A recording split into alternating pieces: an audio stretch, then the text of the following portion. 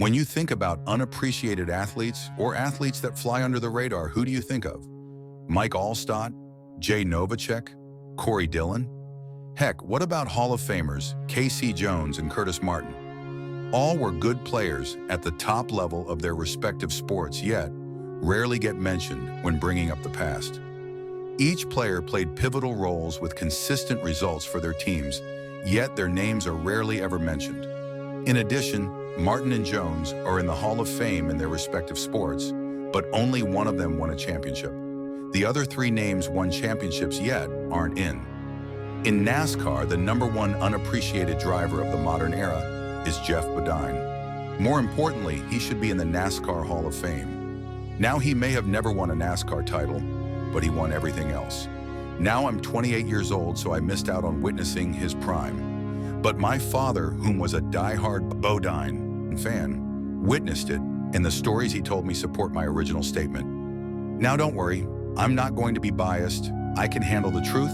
Sometimes the truth hurts, and it works for and against my argument, but mostly for it. This is Unappreciated. Geoff Bodine, the white tornado. Geoff Bodine, as he wins the 1986 Daytona 500. Bodine has done it. Bodine trying to pick up his third victory in a lap to himself. Bodine off the corner to win it. He's got a 1 in the air. It ought to be 2 for $200,000. Oh, that's a lot of money. While literally born into racing, Bodine of Chemung, New York, is the son and grandson of the founders of the Chemung Speedrome. He started in micro-midgets at the ripe age of 5 and then eventually moved up to modifieds. He started at home and ventured out to basically any and every racetrack on the eastern side of the United States. Back in the day, you chased the money. If you wanted to race for a living, you could. You just had to race 5, 7 nights a week.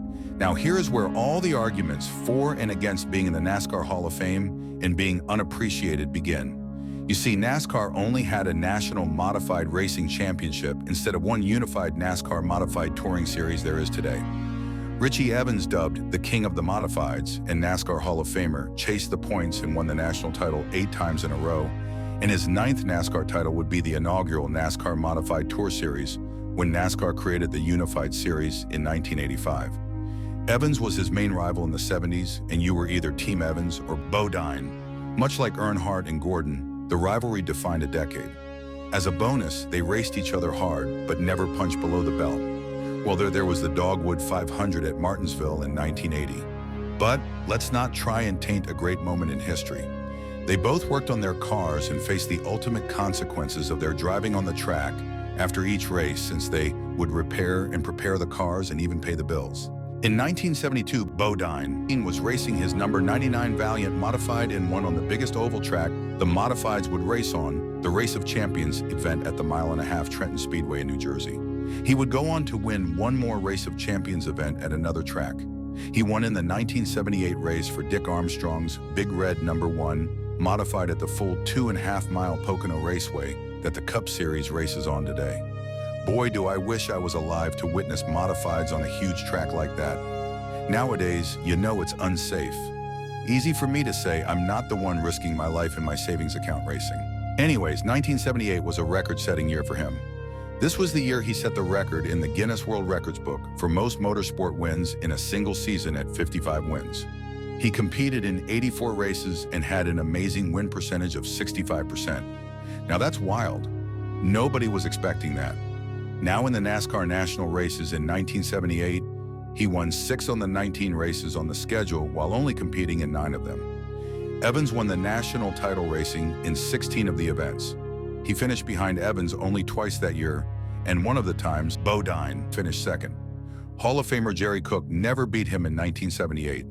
He won at all the main tracks in the Northeast and Mid-Atlantic, Martinsville, Stafford, and Trenton on the NASCAR side, with 2 wins at Hickory in North Carolina. He won the 1978 Yankee All-Star League, which consisted of races at Monadnock, Thompson, Star, Stafford, Seekonk, Waterford, and Westboro Speedway. He won every single one of those races. Yes, sir, you heard that right. All of them. And it was not against a bunch of nobodies at B-level tracks. These are blue-chip racetracks against fields consisting of Bugsy Stevens, Brian Ross, Fred DeSero, Ed Flemke Sr., Pete Fiandaca, Corky Cookman, Ron Bouchard, and Bob Polverari. Now, Evans didn't race in this series. During one stretch this season, from May 12th through June 13th, Bodine won 7 races in a row at Stafford. Geoff Bodine was the modified champion at Stafford Motor Speedway in 1975, 1977, and 1978. From 1975 through 1980, he entered victory lane on 36 occasions. During his stay at Stafford, he became perhaps the most hated in the eyes of the crowd, as he was the first outsider to beat the pants off the competition. In 1980, he won the biggest race that Stafford Speedway has, the greatest race in the history of spring, the Spring Sizzler. He led 51 of the 80 laps and held off Bugsy Stevens to win the Sizzler. Bodine should have 37 victories at Stafford because in 1981, he was dominating the August race in the number 99 Billy Taylor-owned modified, which was dubbed the White Tornado. My father was in the grandstands that night and told me that the officials threw a caution because they thought a car was leaking fluid, and they felt it was the 99. This erased the lead he had, and they forced him to come down on pit road so officials could see if he was the culprit. However, there was no fluid found to be leaking from his car. Now, normally, the driver would be given their position back. Unfortunately, the officials made him restart from the tail end for no reason. My father told me he was yelling his ass off in the stands because he knew it was BS and wrong. Bodine would finish second to the Bowler 3 team that night, stealing the win from him. Looking back on it, it's one of those you gotta do something to stop the dominance to prove you were doing something right kind of deals. The other major race the modifieds have during the season is the Great Thompson 300 at the Thompson Speedway. This was always my favorite event of the year as a kid. It's just a shame it will probably never return. Anyways, he won the inaugural Thompson 300 in 1975. He would go back-to-back and win again in 1976. In total, he won the 300 4 times and shares the top spot for the number of times the event was won with NASCAR Hall of Famer, mighty Mike Stefanik. Evans won the event twice. Notice the trend with Hall of Famers starting? He won in both cars, the number 1 and the 99. Another track Geoff was a dominant force at was the Martinsville Speedway. I mentioned at the beginning the Dogwood 500 between him and rival Richie Evans, and I want to get to that now. It shows a great competitive rivalry versus the BS stuff we have in racing today with the whole did what I had to do and that's short track racing garbage we see. In 1981, Bodine was trying to make history as the first driver to win both the 250-lap late model feature and the 250-lap modified feature in the same day. He had dominated the race, but in the closing laps, Evans was within striking distance. He bumped Bodine out of the way and took the lead at the white flag. Bodine, however, wasn't finished. He said, "I got him sideways off of 4. I should have kept spinning him out, but I let him go. That was my mistake. I was too nice a guy. I didn't want to wreck him. I just wanted to beat him." Evans' car jumped in the air and rode the catch fence to the checkered flag. The last lap was the only lap Evans led all day. Geoff said, "Richie and I both handled it good. We looked at each other. Everyone thought we were going to run over and fight each other, but we didn't fight. We just looked. Even though it happened, we respected each other. It was racing, good hard racing. I bumped him and he ended up winning." Clay Earls, the track owner of Martinsville, says it's his favorite finish in the track's history. Only a few pictures capture the finish with no video. One day, using the photos taken, some onlookers who remember every second of the finish on the front stretch and some CGI, the real finish can be replicated. He won at Martinsville in a modified 4 times, once in a late model and 4 times in the Cup Series. In addition, he won the 1981 Oswego Classic at the Oswego Speedway in New York as well. In full fender competition, Geoff won the greatest race in New England, the famed Oxford 250. He won it in back-to-back years of 1980 and 1981.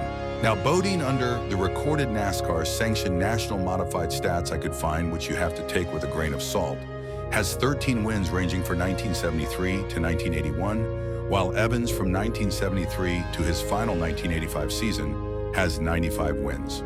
Now, of course, Bodine and Evans have completely different career paths, and it's hard to get the total broad modified wins in their careers online. Evans's has around 475 total modified wins in his career, and Bodine has hundreds and well.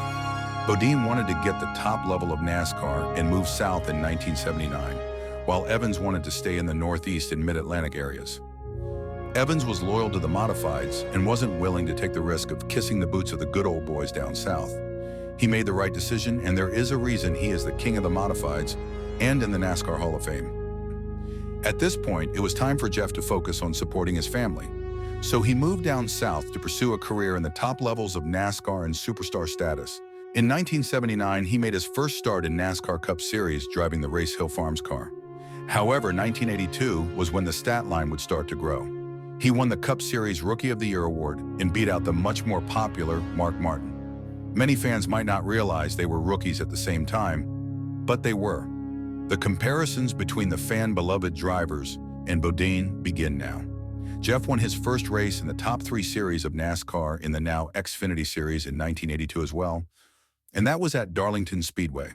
Geoff would win a total of 6 races in his career in the Xfinity Series. At major tracks like Darlington, where he won 3 times, Daytona twice, and Rockingham once. He only started 94 races in his Xfinity Series career. Back on the Cup side was where his major focus and success was. As we all know, in 1984, he was given his big break to drive for Rick Hendrick. Now at the time, Hendrick was not what he is today. Hendrick didn't have all the money in the world to throw at a team, and the season started out rough. However, Hendrick, who was about to quit racing altogether, gave him one last shot at the 8th race of the year and would change the course of racing history.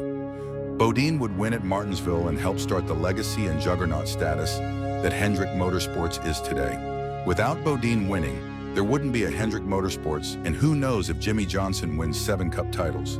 Anyways, Bodine would win 7 races for Hendrick from 1984 to 1989. This includes the greatest win of all, the 1986 Daytona 500. It was Hendrick's first ever Daytona 500 win, and Bodine even did it with a CBS and car camera.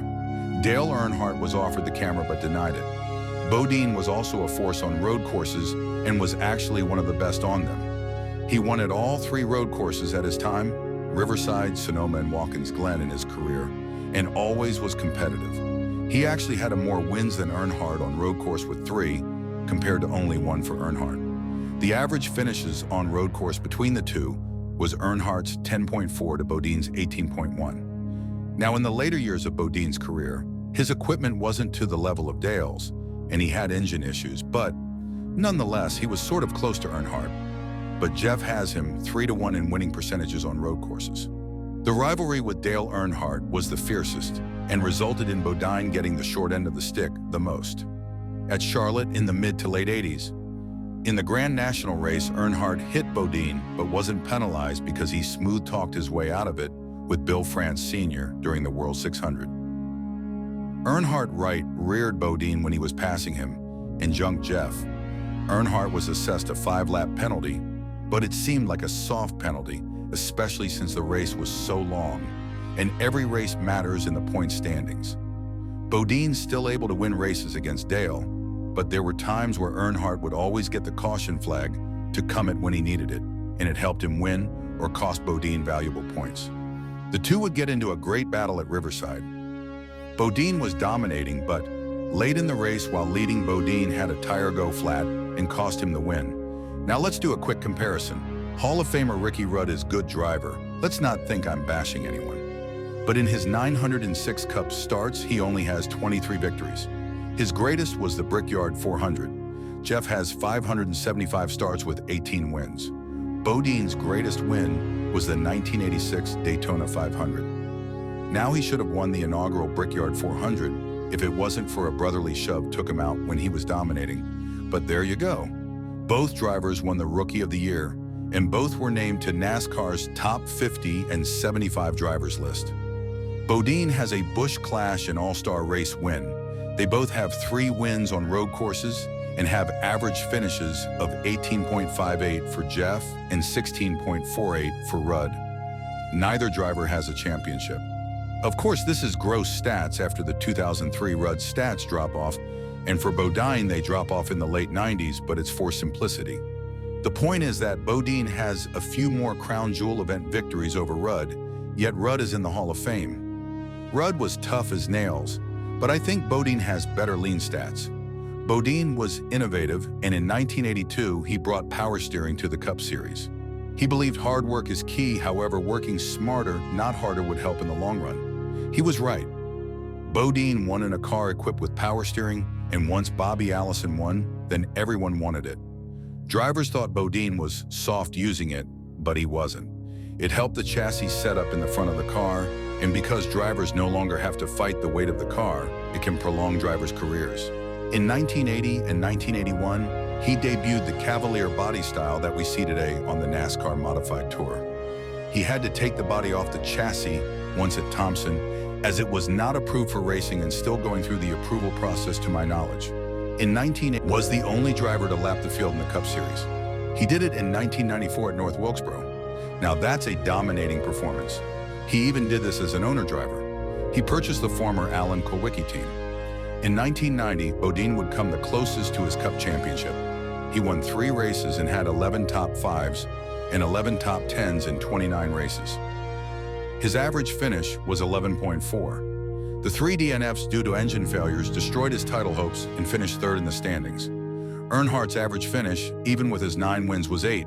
In the past year or so, it seems Geoff is getting more recognition. But whenever I get on social media for modifieds and even watch the popular YouTubers make NASCAR content, Geoff is either not mentioned or just mentioned at the surface level.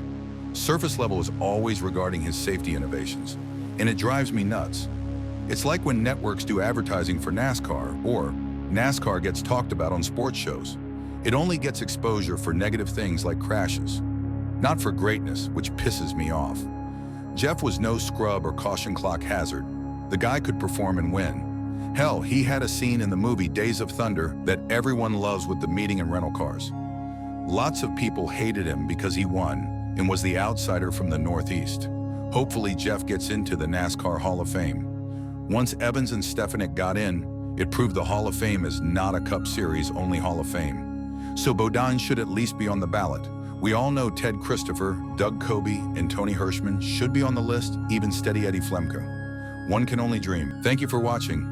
So long from the Speedway.